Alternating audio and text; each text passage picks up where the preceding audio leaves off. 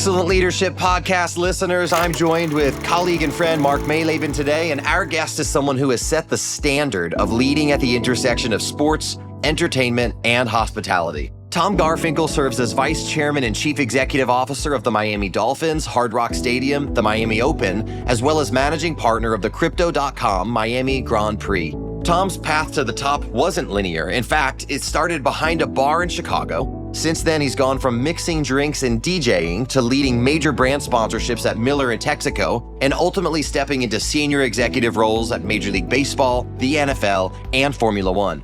In this episode, we unpack how Tom leads with creativity, conviction, and a constant drive for excellence. Whether it's building a Formula One track around a football stadium, leading a major tennis tournament, running a football team, or going into the details of designing playlists and choosing lighting at hospitality zones, you can see why he's had his success. Tom shares powerful lessons on humility, culture, growth, and why better never stops.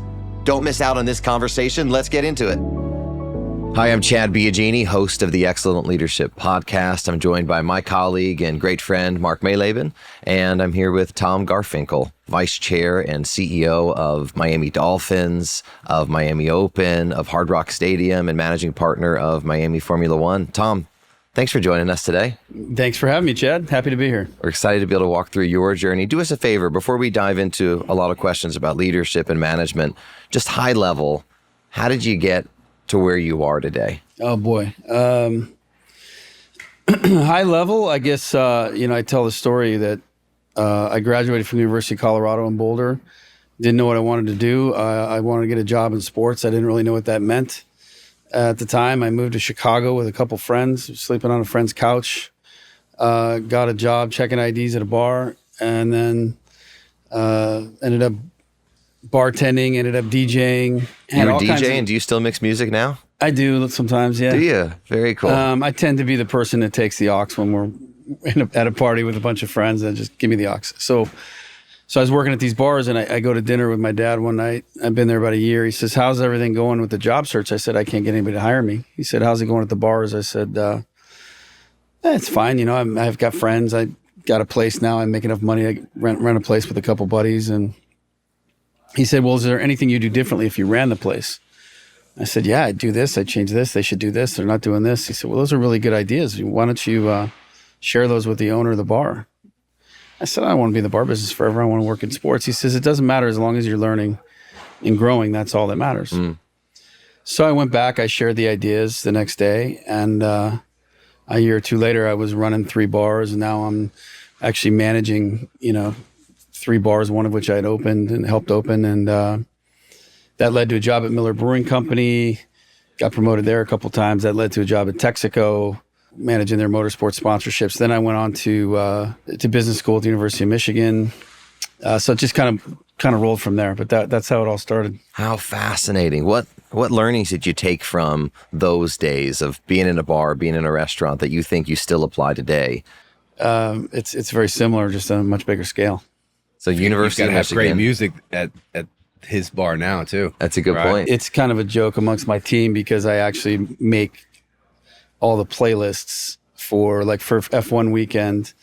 Every different hospitality area has a playlist that I've made for that hospitality area. Oh, that's amazing. And because you don't want to be in there and not enjoy the music.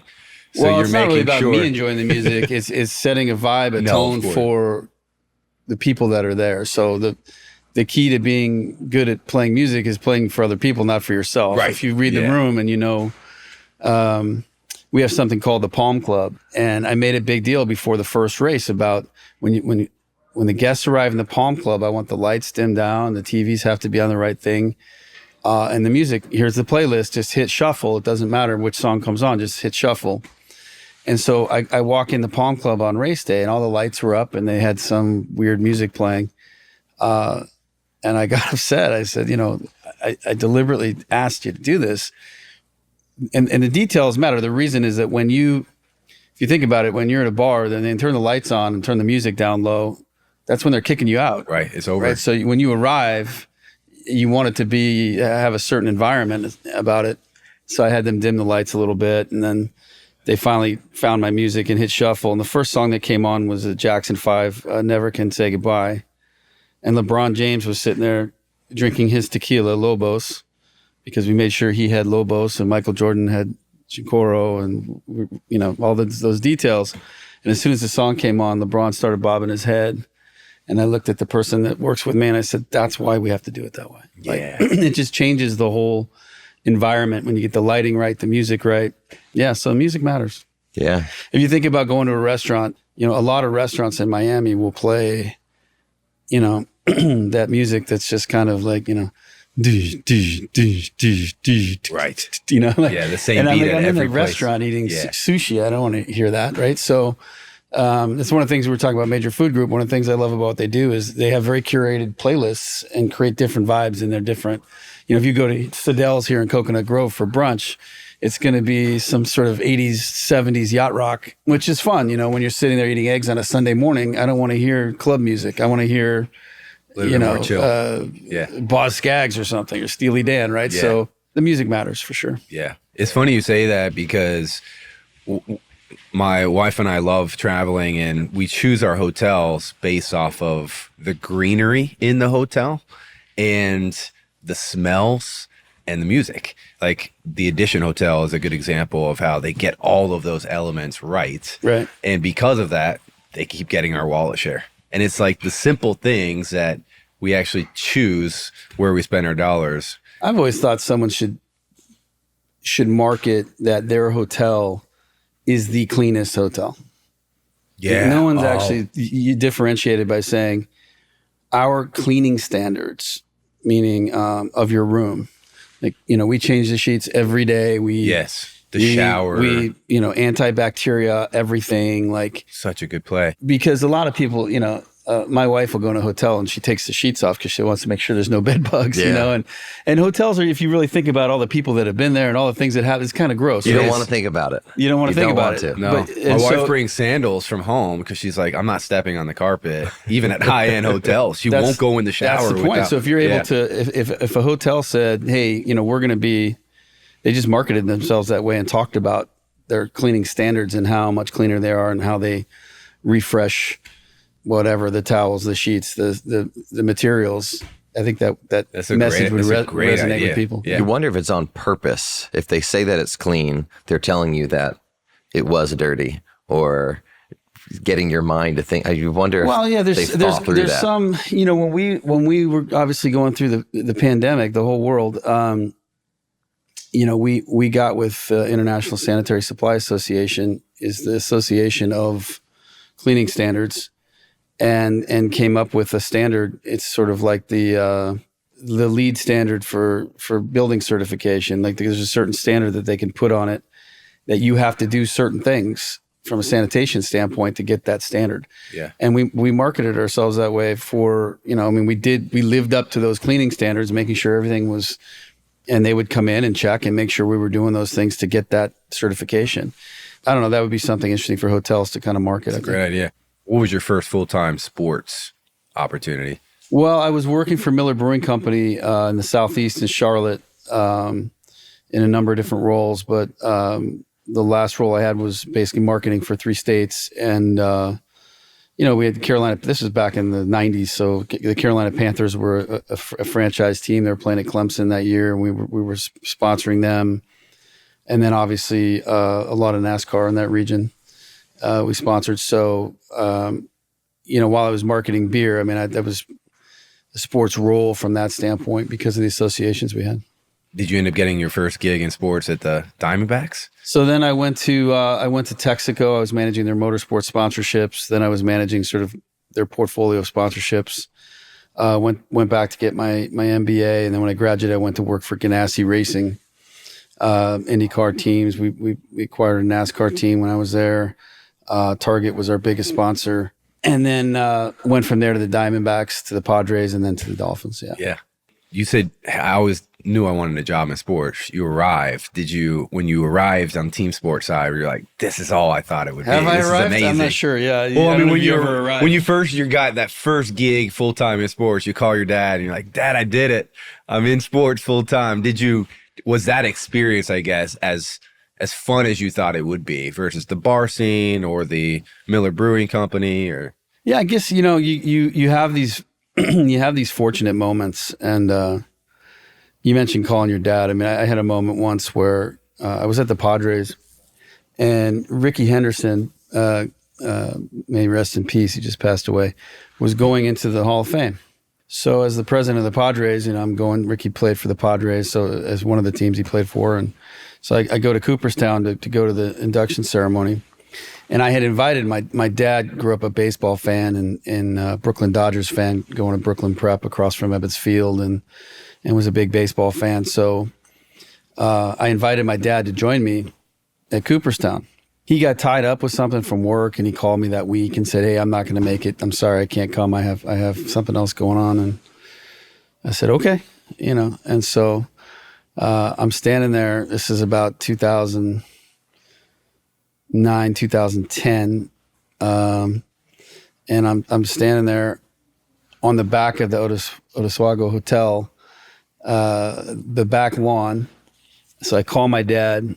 He said, "Hey, what are you doing?" I said, "Well, you messed up." He said, "What do you mean?" I said, "I'm standing here literally right in front of me, Dad. I want a couple friends to say hello to you." And I put him on speakerphone, and I was standing with Willie Mays, Yogi Berra. No. Whoa.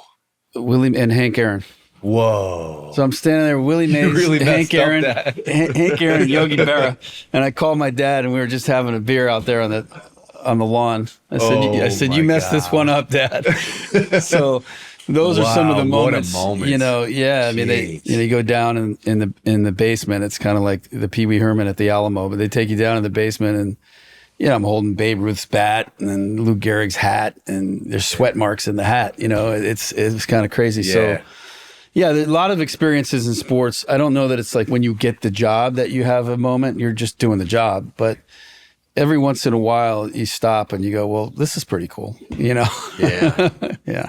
So what, from that Padres area, is there any key lessons you remember that you took with you to Miami on leadership? Oh yeah. I mean, I have a giant painting in my office that says always be learning. And so I'm always trying to learn every day and get better. I was 39 when I became the president of the Padres. I had really 3 ownership groups in 4.5 years. So it was a challenging time, and certainly learned a lot of lessons there. Did some things well, made a lot of mistakes, and took both those things and kind of learned from them and took them with me when I got to Miami. I think when you first are thrust into those roles, one of the more challenging things that you don't really learn in school or anything, or you don't really know until you're put in that position, is just dealing with the media and the PR. And, certainly made a couple mistakes there. I remember when I got there, I had this idea, everywhere I went in San Diego, there was these great breakfast places, and the weather's so beautiful. And there's nothing better than going out at 10 in the morning on a Saturday or something and having outside. Great bacon and eggs and sitting in the oceans there, and it's beautiful. And there's always lines in front of these breakfast places in San Diego. So I was talking to actually Rolf Benershka, who the famous kicker from the Chargers, who became friends, a generous, wonderful guy. And I was telling him about that, and I had this idea. I wanted to do this thing called Breakfast in the Park, where on Sunday mornings, you're going to smell bacon. You're going to come to the ball game early. You're going to smell bacon and coffee, and you sit down, and I'm going to put tables on the field because they don't take batting practice on Sundays. And you'll be able to sit there on the morning track, eat your eggs and bacon, and call it Breakfast in the Park. He said, "That's a brilliant idea." He said, "Tom, this is a breakfast town. I mean, everybody loves breakfast, right?" So I was talking to a reporter, and I was telling him about the idea. And I said, this is a breakfast town, Well, it came out like I was calling a sleepy little town, not a real city. Everybody got pissed off at me. It was like, "Oh, we're just a breakfast town. Who does this guy think he is?" That was a compliment. It was like, so I became breakfast town guy after that for a while. But, that's funny.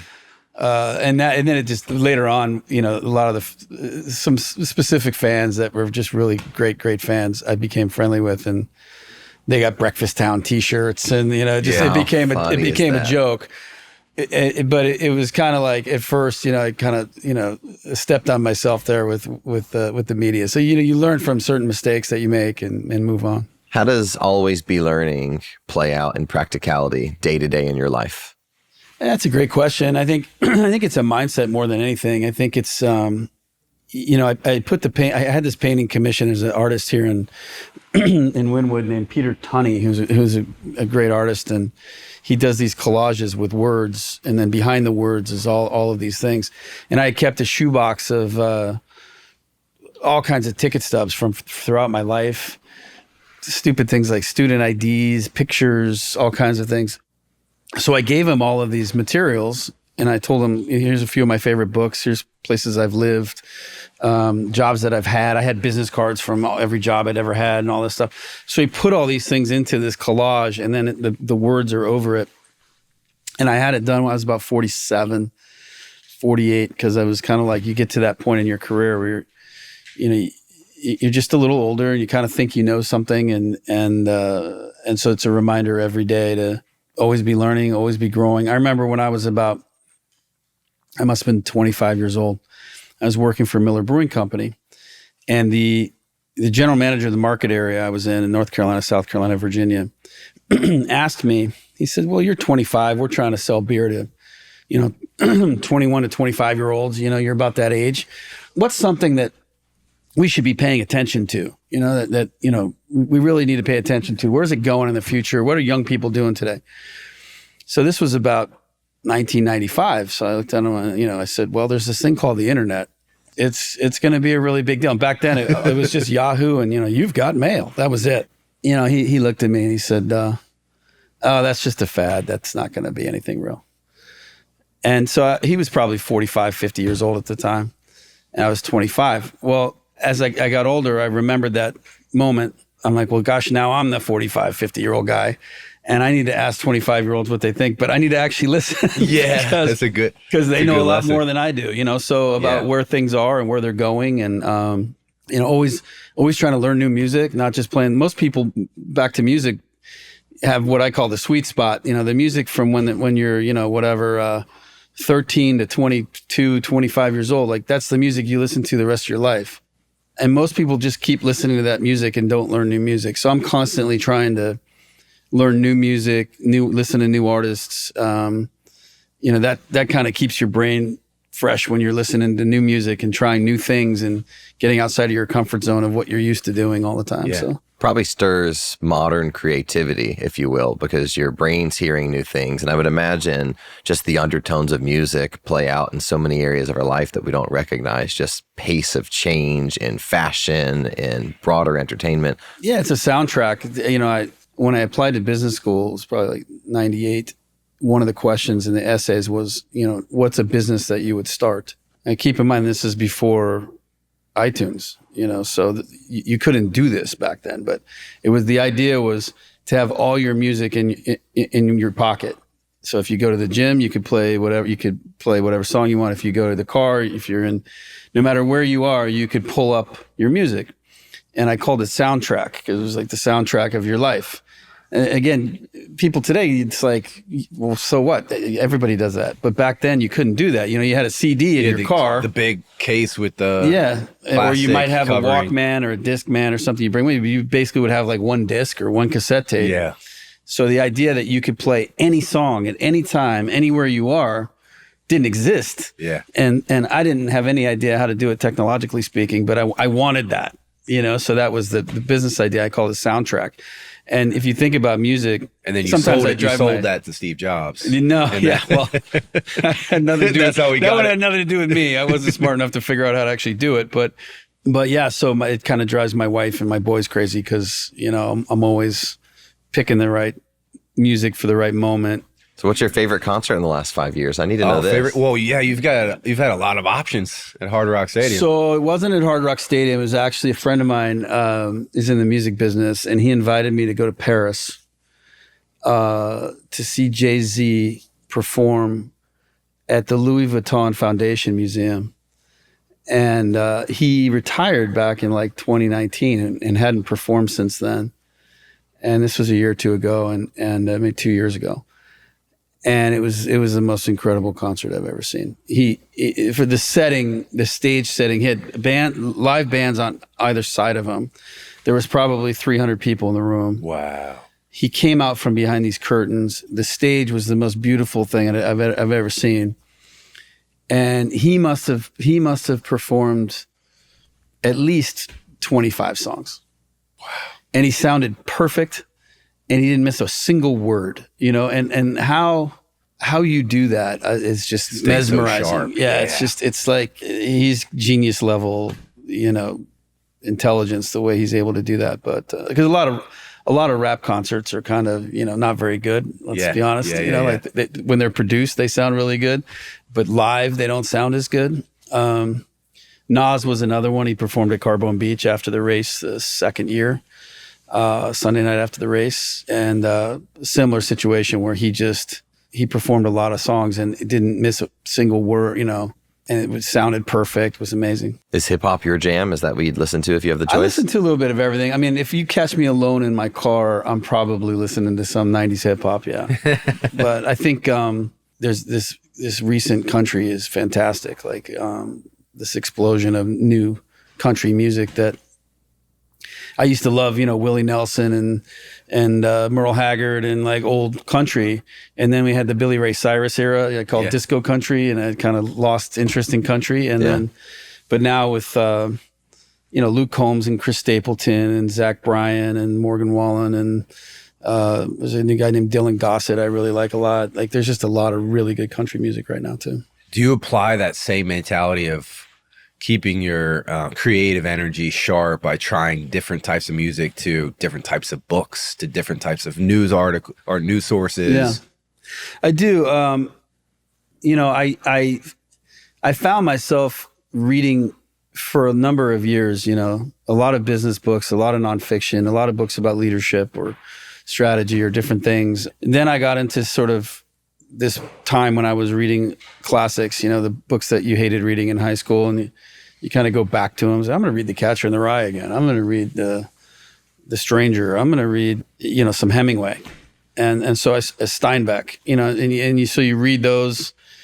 I'm not really into like murder mysteries and fiction and stuff like that, but biographies, I started reading a lot. Biographies is kind of what I'm reading now. Of business titans or of all kinds of? All kinds of people, but there's a book I'm reading by Meacham right now. It's called The Art of Power. It's about Thomas Jefferson. And then there's a new book out of called 12 Notes about Quincy Jones's life that was written before he passed away. There's a book by Rick Rubin called Creativity. It's just, so you try to just learn different things. You're a husband, a father, you run a massive company, leading in so many different avenues in the entertainment world. How do you actually practically make time to read books? On planes. Okay. Sometimes before you go to bed, you just read for 20 minutes or something. I think there's this explosion of like genius television happening right now. You call it television, but whatever you want to call it. The long form show has replaced movie making in a lot of ways. Amazing. Movies are kind of these Marvel Comics things, and absolutely enamored with and blown away by this guy, Taylor Sheridan, who continues to put out these shows like Yellowstone, Lioness, now the show Landman, which is genius. And the writing is so good. The acting is fantastic. And, kind of just blows me away that you could write that much in that short a time and have it all be that good. Yeah. So you introduced me to a book years ago, Daniel Pink's book, A Whole New Mind. And in it talks about the importance of the right brain, which is something I think you've developed quite a bit compared to many other CEOs who might be more focused, left brain, analytical. So what are your thoughts on using the right brain in a CEO role to find new ideas, creative advantages? I was always more right brain. I was in high school, I was sort of honors history, philosophy, English, whatever, getting A's, and then chemistry, geometry, I was getting C's, whatever, because I just didn't care and I wasn't really into it. And so I've always been more right-brained. I was sort of an art major when I first went to Colorado. I did an internship one summer. I draw, so I would take pictures of my drawings, put them on a copy machine, went to the library, got the 10 biggest ad agencies in New York City and sent them a cover letter with copies of my drawings. One of them called and I went and worked there that summer as an art director when I was 20 years old. No way. And so I had this kind of creative, part of me. And then ironically, when I went back to business school and I was really trying to work on my left brain. Like I need to learn finance and statistics and accounting and all these things that I don't really know if I'm going to be a business leader. You know, if there's a spectrum of left brain to right brain, you know, think about left brain being whatever, Stephen Hawking, and right brain being Jackson Pollock or something on the extreme ends of that spectrum. There's a middle point, and everyone, I think, kind of lives on one side or the other of that middle. And depending on how far down you go, you know, if you're an artist or you're a scientist or whatever the case may be. And I started thinking about it like, well, some leaders I've been around, Bob Ulrich at Target, who was the CEO, who was a great mentor of mine at Target, he probably lived on the left side of the middle, but he could move up and down. You know, he could hang out with artists and be really aesthetically aware. If you think about Target's brand, he was very good at that. But he could get all the way down to the left side and be really analytical and really smart left brain wise. And so I think for me, it was like, how do I, you know, push myself further out in each area? And I found that when I'm naturally sort of on the right side of the middle, but I was living on the left side, so I wasn't fully taking advantage of like what I'm really good at. And when I figured that out, I started doing more things to use my right brain, my natural right brain more, and be more creative. And I found that I enjoyed work more, and I also was more productive because I was doing that. Yeah, what is that balance as a leader of saying I'm going to focus on my strengths and continue amplifying my strengths, and I'll hire for my weaknesses, versus I'm going to start building capability in my weaker areas? I think it's a stage, you know, in your career where, again, going to business school, you know, I was a little intimidated when I got there because, you know, I'm at the University of Michigan. You know, I didn't have great grades undergrad at Colorado. I was working in the bars and I'm doing these things, and that I was very fortunate at Miller and Texaco to have these promotions. And I was a little bit older when I went back to business school, but I got there and here's these kids that went to Harvard undergrad or whatever and were working in consulting or doing these big jobs. And I got there and I realized, you know, the wonderful thing about it was that I learned that the things that I thought I wasn't good at, that I didn't know, I really wasn't good at, and I really didn't know. And I really had to like stop, take time in finance and accounting to spend 4 hours on a case or something and really study it and really learn it. But what I also learned was the things that I thought I was pretty good at, I was actually really good at. And I didn't really know that before I went there. And I kind of thought, well, this is easy, so everybody else can do this. Marketing, corporate strategy, like I thought that, you know, everybody else I didn't know I was pretty good at it. So that was empowering because then you learn, okay, I need to really work hard at these things and surround myself with people that are better at these things. And I have now a working knowledge of these things that I wasn't good at. But the things I am good at, I need to ask questions, listen to people, get their opinions, get all the context.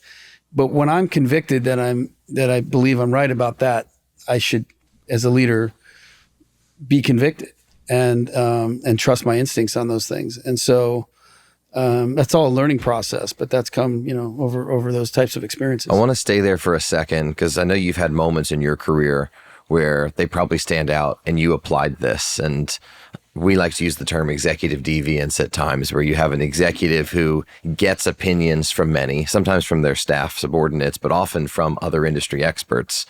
And they say, even despite all of that counsel, I really do trust my conviction, and I'm going to pursue my conviction anyways, even though all the other voices are saying that's not right.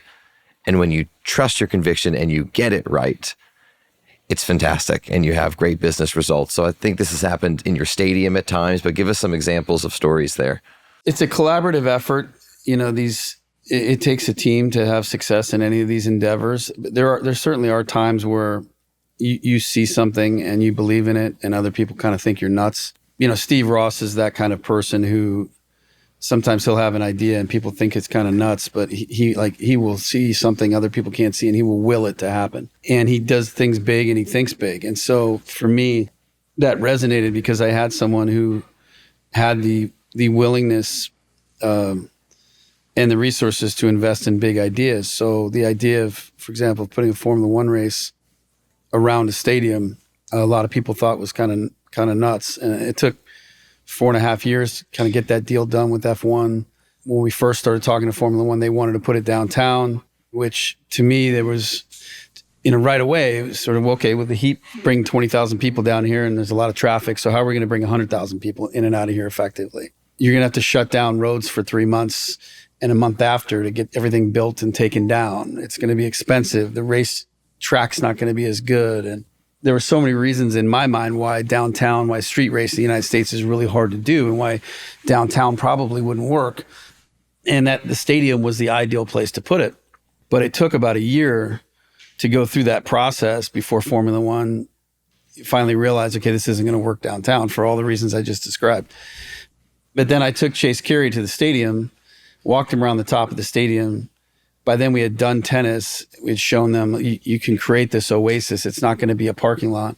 But I had put cones out where the racetrack could go, showed them from how the stadium was a centerpiece, how we could use the clubs and spaces, where we would put the paddock club and where the start finish would be and how we could build grandstands, and drove him in a golf cart on where the actual racetrack would go. And he could kind of see it. And that was the beginnings of putting it at the stadium and then starting to transform what it could be. And over a process of, we got that deal done in April 2021 and the first race was May of 22. So we had, from the time we got it done, it was late April. It was effectively, we had really 11 or 12 months to put that whole thing together, build a racetrack, build all the hospitality. And this was a time after, coming right off the pandemic where you had global supply chain challenges and everything else. So that was a big challenge, but that's an example of kind of trying to see something. And I remember one of the executives that works with me said, "Tom, I don't understand why we have to do it in 22. Why can't we do it in first race in 23?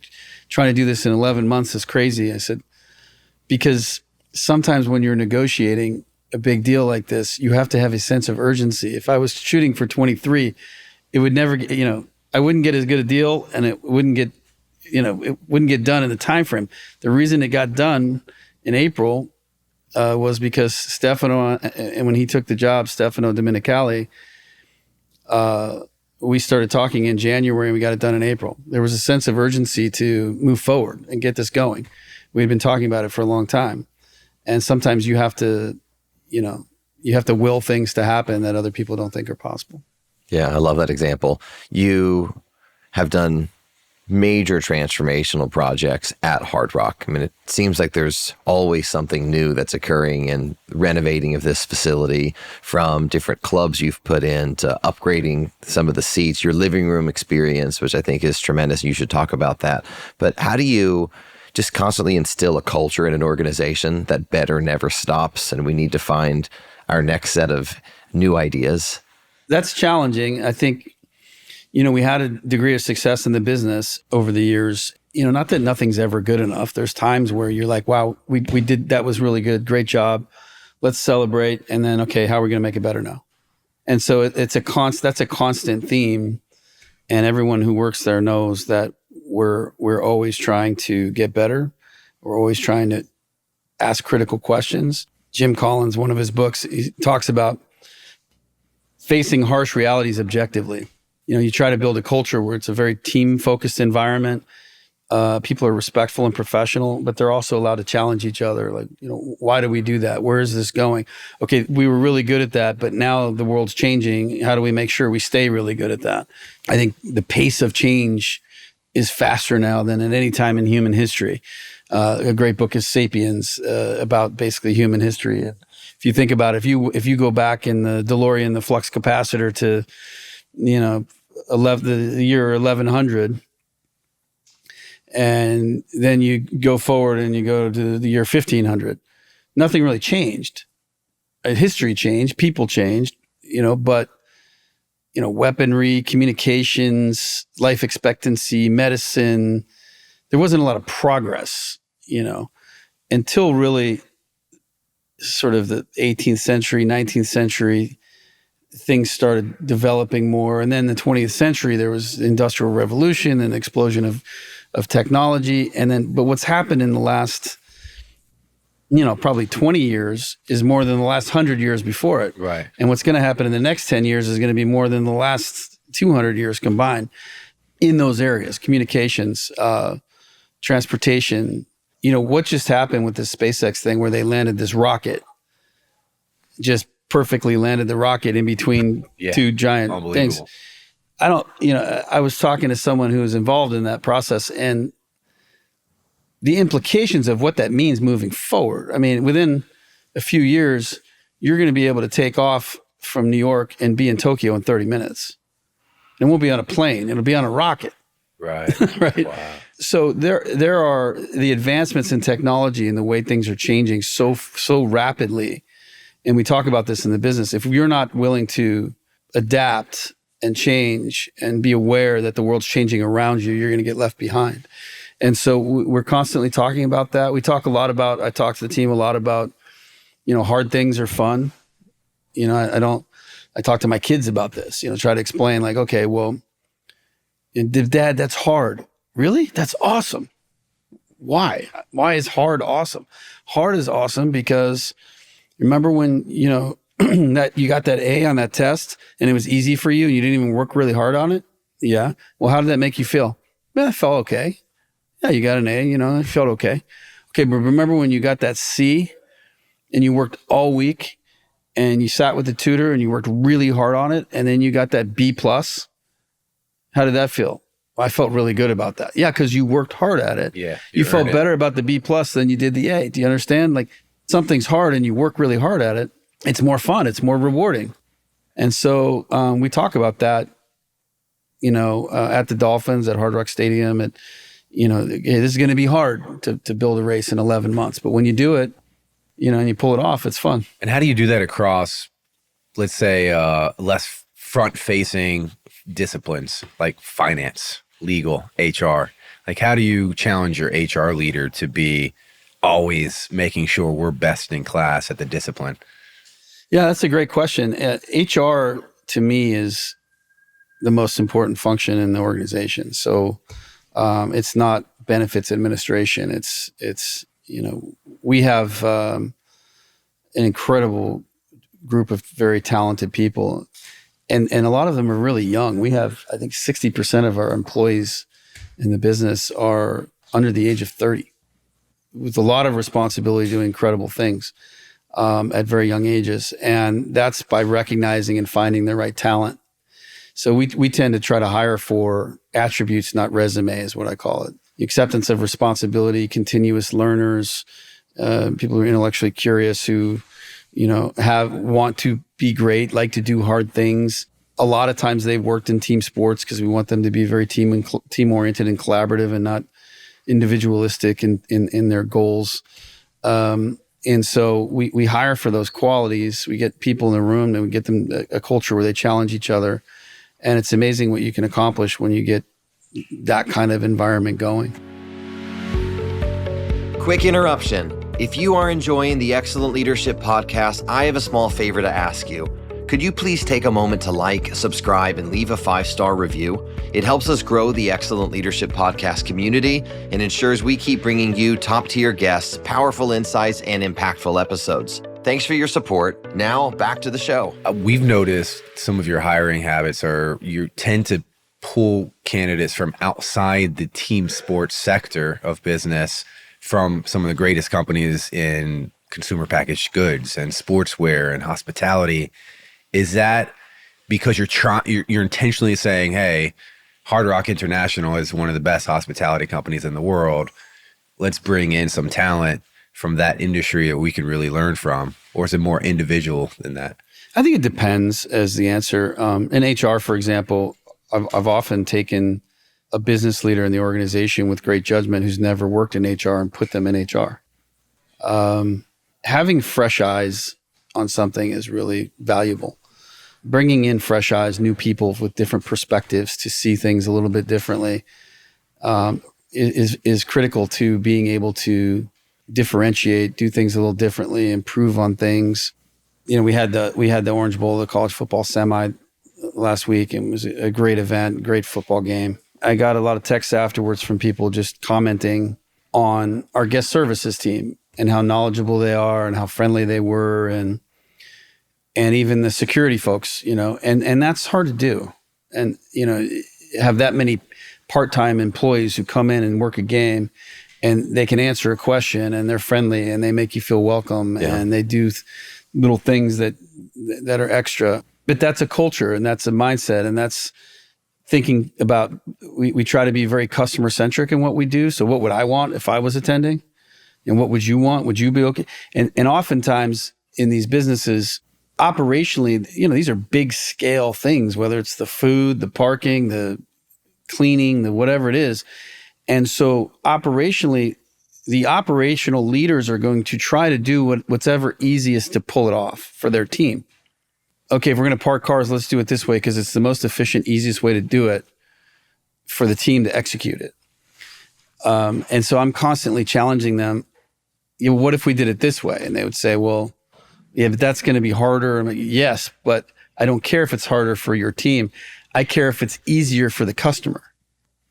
People don't really even know this, but I'll talk about it. After the terrible incident in New Orleans, leading into the Orange Bowl, I called a meeting with my head of operations, head of security, wanted to debrief on what they were hearing from Homeland Security and everything else. Of 30 NFL teams, we are among the highest in our security protocols, our investment in security. I'm on the security committee at the NFL. And it's a very important thing, obviously, keeping everybody safe, arguably the most important thing we do. And after that, I had one of the members of the team recommended we should ban tailgating in case there's a copycat from New Orleans. If there's tailgating and someone drives in a car and they want to drive through the tailgate, we could have a real problem. And another member of the team, challenged everybody to debate. And another member of the team said, I think that's an overreaction. What happens if you ban tailgating for this game, or are you going to ban it moving forward? And how do you even really, execute on that? So I challenged him to go back. I said, I want to think about how we can make this safer for everybody without banning tailgating. And had an idea. I said, well, what if you just did directive parking, meaning they have to come drive down this aisle and you park them car after car after car. They can't just go in the lot and park wherever they want.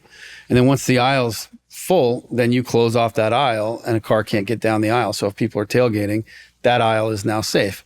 So we did that. And then we have these barriers for the racetrack that we use. So I said, I want you to take the barriers and line them up along the pedestrian walkway. When people were walking from the outer lots to the stadium, the pedestrian walkway was secure. Nobody could drive through and hit all the people walking through the pedestrian walkway because we lined up all the barriers. Well, that's a lot harder to do things that way, right? Yeah, it's a lot of work. For my team, for the employees, it makes it a lot harder. But guess what? It made the experience better for the fans and certainly more safe. And so we're constantly talking about being customer centric, and it might be hard for us, but can we make it easier for them? You have a huge portfolio of entertainment assets right now. When you make a pitch for F1 or Miami Open, is that something that's self-directed that you're presenting up to Mr. Ross, or is it often the other way around where he's got, hey, let's go get F1? It's both. In the case of tennis, I remember where I was sitting the day he called me and said, hey, what if we took the tennis tournament and it was potentially leaving Key Biscayne to go to Orlando or somewhere else. It was going to leave Miami. He said, what if we partnered with IMG and moved it to the stadium? And I said, I love that idea. Let's do it. And so that was him calling me with a great idea. With he and I, it's a very collaborative thing. And he's fantastic because, again, he loves big ideas. With F1, I think it was a little more the other way around of, hey, here's how I see an F1 race working here. And I'm not sure he really understood what it was, from a standpoint of how big a deal, how the scale of it, until we went to the Montreal race in 2018 and we were driving back to fly out after attending the race for the day. And he looked at me and said, you sure you can do this? Yeah. He said, that's a big thing. Are you sure you can do this? I said, yeah, we can do it. We'll figure it out. Yeah. Well, you're making a big push into international right now on the NFL side. The NFL is really leading the way with making international a big, important part of the strategy moving forward. I know, Roger Goodell has made that a big priority, and with this global markets program that they have for us to be able to bid on different markets internationally is a great opportunity. And my mindset has been, I don't want to dip my toe in the water. I want to do this big. So, the idea that starting with, call it Spain, Brazil, Mexico, that we go in big and we invest big in it and we try to build our brand in these markets. When you think about the synergies between our relevant soccer business that Danny Silman runs, where we have a partnership with La Liga, amongst many other things. And then you think about, we've got Carlos Sainz racing around in a Formula One car, and we've got Alcaraz playing tennis in the Miami Open, and we've got, Bad Bunny performing he's from Puerto Rico, and you've got, you've just got all of these synergies across the business where we have a big data initiative right now where we're trying to build out a data set of all these customers so that we can cross promote and cross sell, across these different properties. But it's all very deliberate. And if we can make the Miami Dolphins the favorite NFL team of the Spanish and Portuguese speaking world, then, we'll have accomplished our goal. I think it's a long-term play, but I'd love to be able to be in Madrid or Sao Paulo or Mexico City and just be walking down the street and see a bunch of people wearing Dolphins gear, Yeah. Oh, for sure. And so that's, if we get there, then we've kind of accomplished that. I know the English Premier League is doing the opposite, trying to it's an arms race for fandom here in the US. And I know where we live in Tampa, there's a huge Chelsea fan base. And it's like, how did all these people come to fall in love with this foreign brand, Chelsea? But you could easily see that happening in Sao Paulo. Madrid is a great example where my son's actually doing a semester abroad right now. He's in Madrid. There's so much synergy between. Look, if you're wealthy in Latin America, you probably have a place in Miami, or you have a place in Madrid, or you have a place in both. Yeah. In Latin America, I think there's a lot of synergy between Miami and Madrid, and certainly with the incredible diversity and vibrancy of Miami now, culturally, I think capitalizing on that and taking it into these other markets just makes sense. Tom, I want to transition to managing teams. What are some tactics you've used to make your one-on-ones more effective with your direct reports? Do you have a certain structure you run through? Do you have an expectation for what those look like? That's a great question. I'm probably not very good at that if you ask my direct reports. It depends. It changes. I'm a little informal about those things. Like when I was a vice president managing directors or something, I was much more hands-on in terms of management. When I was a senior vice president managing vice presidents or whatever, I was still pretty hands-on in management and in the weeds on a lot of things, a lot more formal meetings and structure to what we do. At this stage, it's a little bit more, and when I first got here, I was doing that as well. I hire senior leadership to lead. So I try to give them, a vision, a direction, and try to lead them through things and dive down in the weeds on occasion, like the security example I was sharing. But for the most part, I want them to lead their teams and talk to me about strategy, about bigger picture items, about, bigger things that we're doing, about where we're going, not where we are. And so a lot of those meetings could be informal. It could be sitting in my office and going out and having dinner, having a glass of wine and just talking through the business. I mean, I do have one-on-ones, status updates and those things, but those are much more, we have senior leadership meetings where I don't set the agenda. The team sends agenda items in, and then that's what creates the agenda. Is like, what do we need to be talking about? Like, you're in the weeds in the business more than I am. Like, what do we need to be talking about? Someone asked me a long time ago, what do you do? I know what your job is, but what do you actually do? I thought about, well, I make 100 decisions a day. I mean, that's really, what you do when you have these jobs. There's all kinds of decisions, big and small, that you make that kind of set culture in a lot of ways. The decisions I was making 10 years ago in this same job, if I made 100 decisions a day, I might be making 15 of those now, and 85 of them other people are making. We'll do over $1 billion in revenue this year for the first time, which is amazing. More than 4 times what it was when I got here, 11 years ago. It's a bigger business, and it requires a different management and different processes than it did maybe 10 years ago. As you think of your direct reports over the years, and you think of the ones you enjoy working with the most, are there certain habits, behaviors, communication styles that would be a common theme among those? Yeah, that's a great question for them. There's no perfect way to do this, but for me, I really enjoy when people ask questions, challenge, debate. If I say to somebody, this is the way I think we should do this, whatever it is, I don't want them to just say, okay, that's what Tom wants. Let's go do it that way. I want them to say, well, I was thinking we do it this way. Help me understand why you want to do it that way, because I was thinking this. And then I would say, well, why were you thinking that? And then they'd explain it. And either I would say, well, okay, but here's why I think we should do it this way. And they would say, oh, okay, well, I hadn't thought of that. Okay, well, let's do it that way. And then we go do it.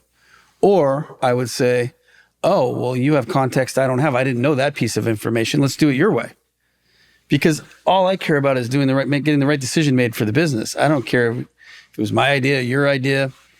When people really thrive working with me is when they're challenging me and learning, and I'm learning from them, and we're just getting to the right answer for the business. Things that ruin culture and ruin good environments are just very human things. It's ego and insecurity, right? So if you can have people that can put their ego aside a little bit, and if you have people that are secure with who they are, and have people that want to always learn and get better and always want to make the right decision for the business, you can get to a lot of good answers and a lot of good results. On that same note, you have a framework for how you communicate with your direct reports. I think it supports succession planning really well, where if you're sitting down with the head of legal, you might be asking them questions that are outside the scope of legal.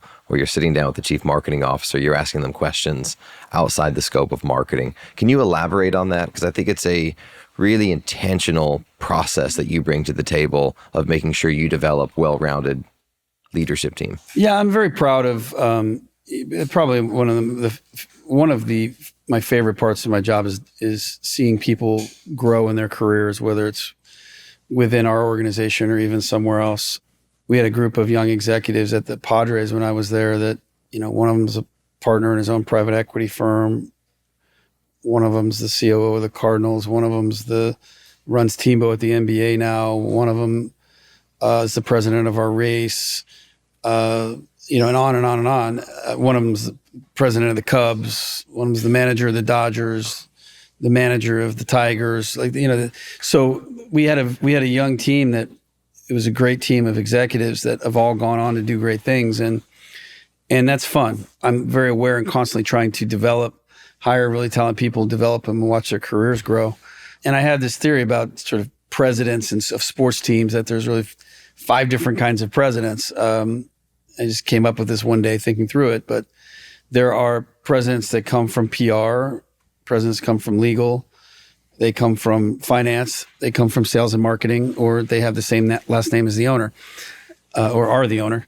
But they generally ask, in any context, the same question. Meaning if they come from legal, those presidents will ask, okay, what's the risk if we do this? If they come from PR, they say, how are we going to be criticized for this? Or how am I going to be criticized for this? If they come from finance, they'll say, well, how much is it going to cost us to do that? And if they come from sales and marketing, they usually say, well, how does that help us grow the business? And so if I'm dealing with the person who's selling sponsorships or something, they'll come with this great sponsorship deal. And I'll say, okay, well, what's the risk? How much is this going to cost? Like, what's the net? Don't tell me the gross. I want to know the net. How much is this going to cost us? Or if I'm dealing with the general counsel, I know he's going to tell me what the risk is already. I'm going to ask him, how's this help us grow the business?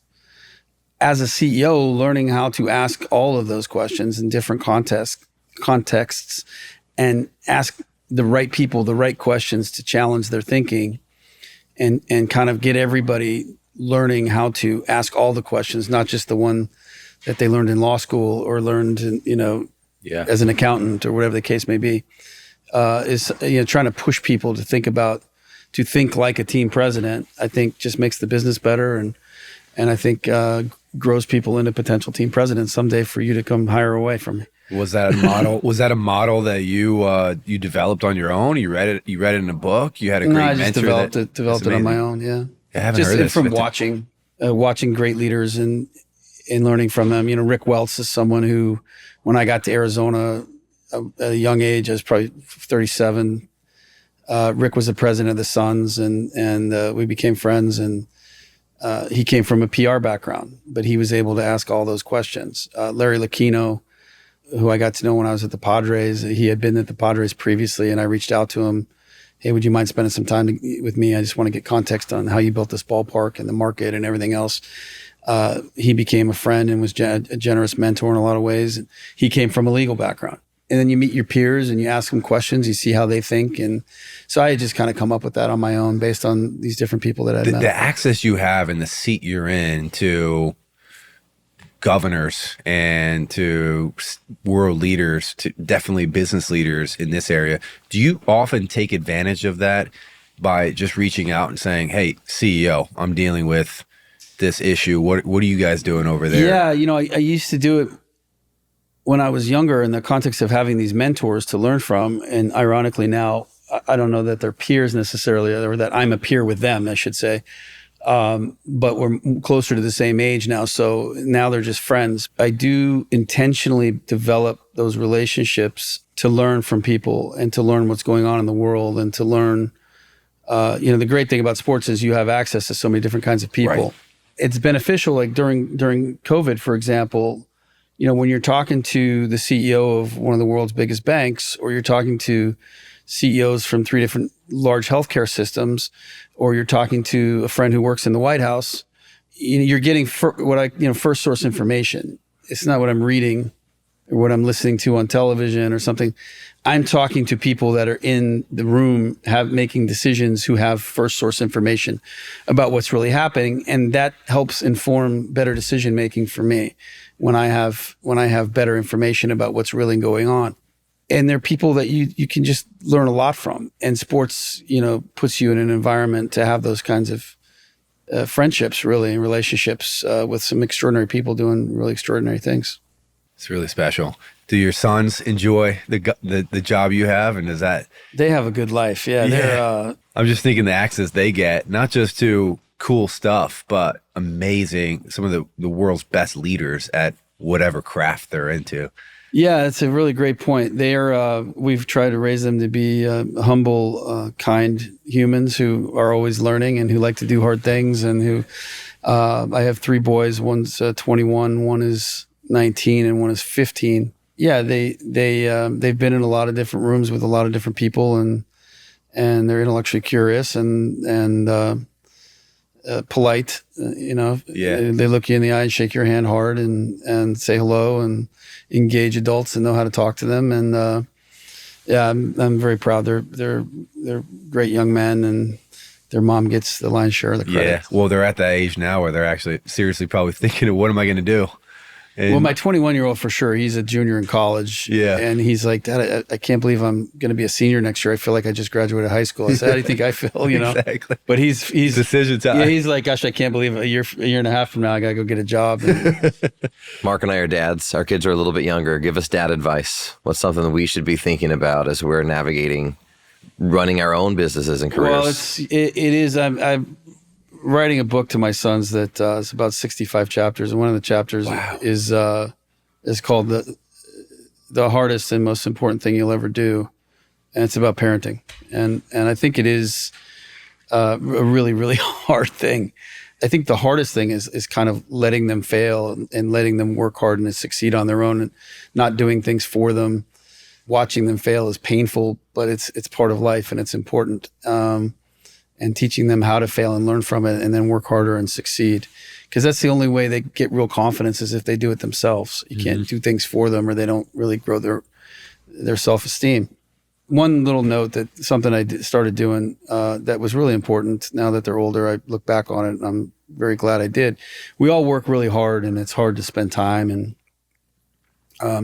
but I made it a priority. If you think about it, if you think about your first real memories as a child, you're usually about 7 years old, 6, 7, 8 years old. You might remember some things from when you were 5. You might have some memory from when you were 3 or 4 or something. But for the most part, when you really knew your teacher, you think back to being a kid, you really have memories. You're probably 7 or 8 years old. So when they were about 7, I decided I would take them on a trip at least once a year, one-on-one. Because when I'm with all 3 of them, you're parenting, but you're kind of babysitting. You're kind of corralling the troops, But when you're one-on-one with them, you're building a relationship. So I remember a friend of ours gave us these real colorful books. And one's called This is San Francisco. And you go through it and it would say, here's the St. Francis Hotel, and here's Alcatraz, and the Peking Ducks in Chinatown, and the Golden Gate Bridge. And so they're learning about this when you read them these books at night. One day I just woke up my son Harrison. He's now 21. He was about 7 years old. We lived in San Diego at the time. I said, wake up, you're going on a trip with Dad today. He said, what? I said, yep, you and me, just you and me. We're going on a trip. And I had his little backpack packed, and we got on a Southwest plane, flew to San Francisco, and spend a whole day basically going through here's the Peking Ducks. Now we're going to go to Alcatraz. Now we're going to go down the Crooked Street. Now we're going to Alcatraz. And then we stayed the night, and the next day we did some more, and then we flew home. But I remember after a long day of doing all these things, I'm sitting in the hotel room eating ice cream with them, watching a cartoon movie or something. And I said, what was you saw all this stuff today. What was your favorite thing? All of it. He looked at me and said, being with you, Daddy. Oh, it's amazing. And so, so I did that consistently with all 3 of them. I would take them on trips. It could be anything really, but that one-on-one time means the world to them. They get you with your full attention. You can't be on your phone working. You got to just be focused on them. In my case, my wife had moments with them to be alone with them, taking them to the doctor, being in the car alone with them. A lot of good conversations happen in the car, right? When you're alone with them. But I had to intentionally spend time alone with all 3 of them to build those one-on-one relationships. And so I tell my friends that are a little younger with younger kids, if you can do that, because it pays off in the long run. No, that's great. My wife and I, for the first time ever over the holiday break, we did a staycation at a hotel, and the purpose was to apply business principles like strategic planning to our marriage and to our social life. So for the first time ever, we're planning date nights for the first 6 months of the year. So it's all on the calendar. And to your point, I was spending a lot of time with her, but not being intentional about the time I had on one-on-one and being very thoughtful about our conversation and whatnot. So that's great for parenting though. It's amazing. Same. I mean, another chapter is the most important decision you'll ever make. It's about who you marry. And same, my wife, to her great credit, is we're going on, we need a date night, or we would go on trips together have her parents come in, and we would go on a trip, not work related or something, just even for a couple days. Yeah. Great. You have to have that time alone to really build a relationship. I recently did similar, just planning on my own, of saying, okay, the identity that I hope to have, be a great husband, be a father who's present and his kids are obsessed with him, et cetera. And then I broke that down of, well, what activities do I think that dad does with their kids? What activities do I think that husband does with their kids? And in all the areas where I don't actually do that, I'm like, well, then I'm not going to achieve the goal that I have of hitting these pieces. So we also implemented date nights or date trips with kids. Yeah. So we're on our fourth year now, where we have date trips with kids. And so the memories of zip lining through Whistler with just one of them, or my wife got back from Disney World with one. I wish I would have thought about it earlier in the kids' lives, but to your point, Gio probably won't remember pre-7, although he thinks he's a Dolphins fan because you were his first football game on one of our trips. That's cool. Yeah. I appreciate the color of your jacket, too. I did this for you. I brought this. I appreciate that. Yeah. I can't bring this one out because it's my LinkedIn headshot jacket. I don't want to be the guy who just matches my LinkedIn photo all day, every day. That's a coup, though, Tom. He sits in Dallas, but his son became a Dolphins fan. That's a win. As coup is exactly right. Miami Dolphins #1. He sings it because you were his first game. That's amazing. Fantastic. I love it. You went to business school. In business schools, you read case studies, pivotal moments in an organization where they made a decision or didn't make a decision that took their company in a significant turn, sometimes for the worse, sometimes for the better. What would be the Harvard Business or Michigan Ross Business School case study that was part of your professional journey? There's just a moment where you go, that changed the trajectory of this business at that time. That's an interesting question. There's a few that come to mind. I guess renovating the stadium in 2015, 16, and the process in 2014 to get there, the conventional wisdom of trying to get public money and having gone through that process before I got here, and then me arriving and kind of telling Steve, there is no public money. It's going to take you this long to get it.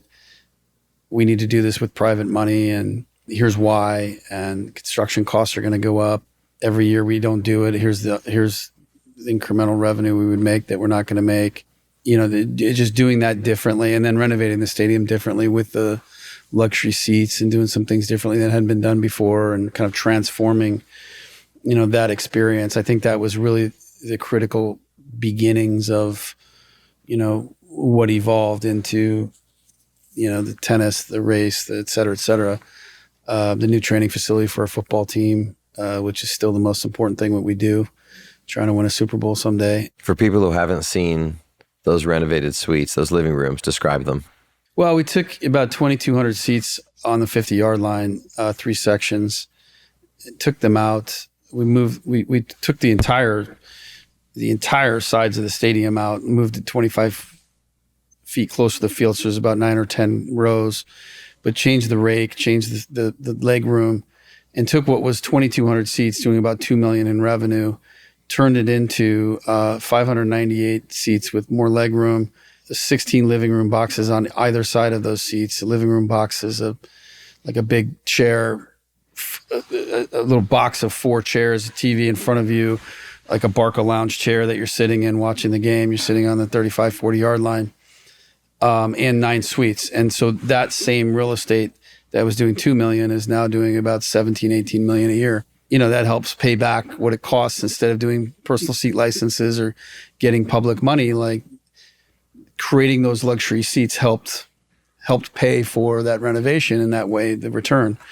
When we first did it, we went up to the NFL and talking about Super Bowl, and they said, well, you're not going to have a Super Bowl if you reduce seats from 75,000 down to 65,000. I said, well, is it about capacity or about revenue? They said, well, revenue, but you can't generate the same revenue with 10,000 less seats. I said, well, actually, that's not true.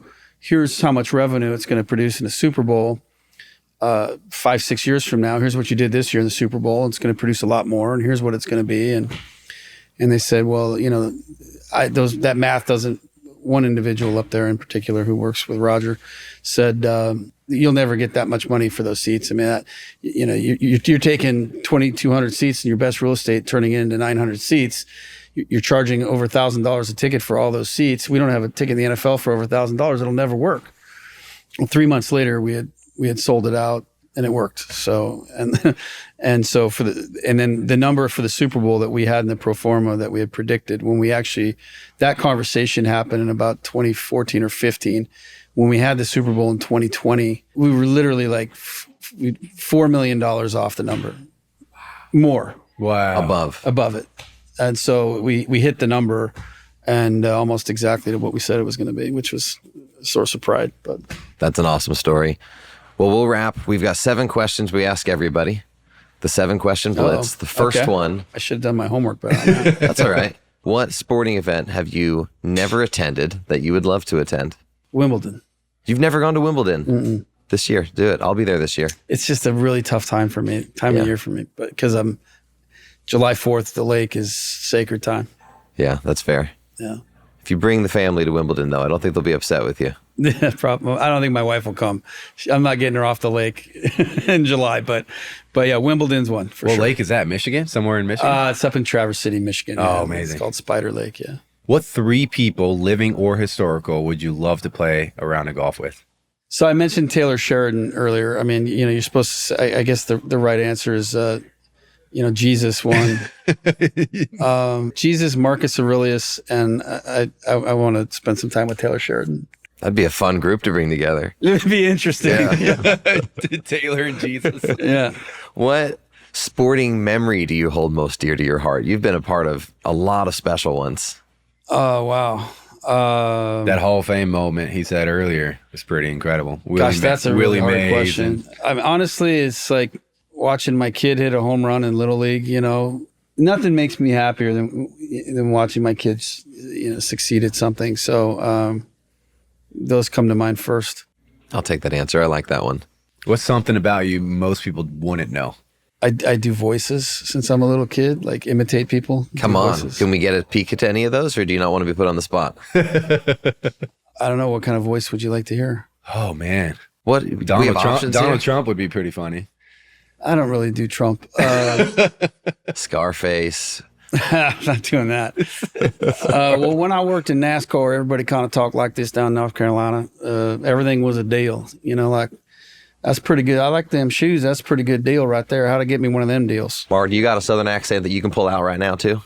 No, I can't. All right. The two of us could talk like this the whole time. Or if you're from Texas now, you talk a little slower. You understand? But if you're from North Carolina, you might talk more like this here.